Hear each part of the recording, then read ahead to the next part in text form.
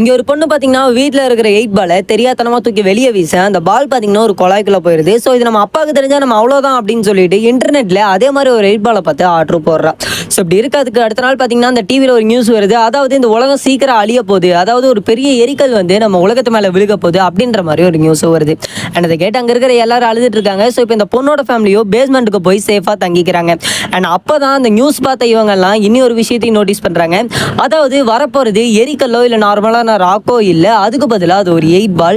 And அந்த 8 பால் சந்தேகப்பட்டு close up பண்ணி பார்க்குறப்ப தான் தெரியுது அந்த 8 பால் பார்த்தீங்கன்னா இந்த பொண்ணு ஆர்டர் போட்டு அதே 8 பால். அது இந்த பொண்ணு அந்த வீடு முழுக்க எல்லாத்துக்கிட்டையும் சொல்கிறா. பட் யாருமே நம்ப ரெடியாக இல்லை, அவங்க மாமாவை தவிர.